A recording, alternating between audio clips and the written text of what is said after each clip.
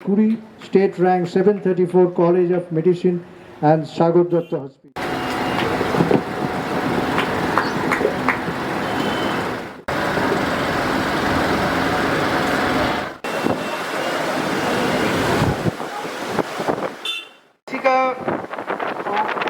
মেডিকেলের চান্স পাওয়া নিয়ে খুবই মানে টেনশন করতো, কিন্তু আমার একদমই মনে হতো না যে ওর জন্য পাওয়াটা খুব একটা ডিফিকাল্ট।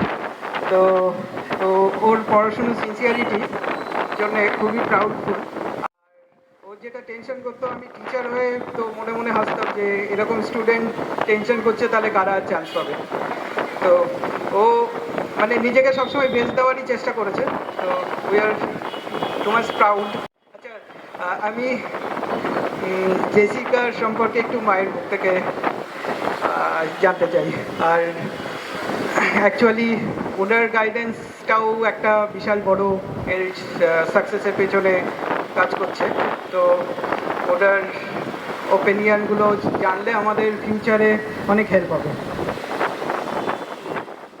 জেসিকা সাউথ পয়েন্টে পড়তো, তো একটু ওর মানে ভয় ছিল যে আমি মেডিকেলে নিটে র্যাঙ্ক করতে পারবো কি না।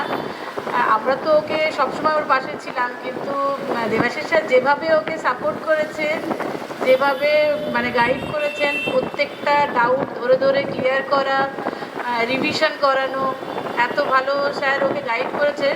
ওই জন্য কেমিস্ট্রির মার্কসটা তো নিটে সবাই জানেন খুব ম্যাটার করে, কারণ খুব স্কোরিং সাবজেক্ট কেমিস্ট্রিটা। ওর জন্য কেমিস্ট্রির মার্কসটাও খুব ভালো এসেছিল। তো এর জন্য আমরা খুবই গ্রেটফুল স্যারের কাছে।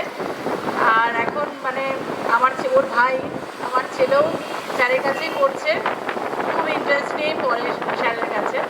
আর প্রত্যেকটা ডাউট স্যার কিন্তু মানে ক্লিয়ার করে দেন। কোনো রকম যে এটা পরে করবো, এটা আটকে যাচ্ছে এরকম না, ইমিডিয়েট স্যার কিন্তু ক্লিয়ার করে দেন। তো এটা ওদের খুব দুজনেরই খুবই ভালো লেগেছে, আর ওদের খুব কাজেও লেগেছে।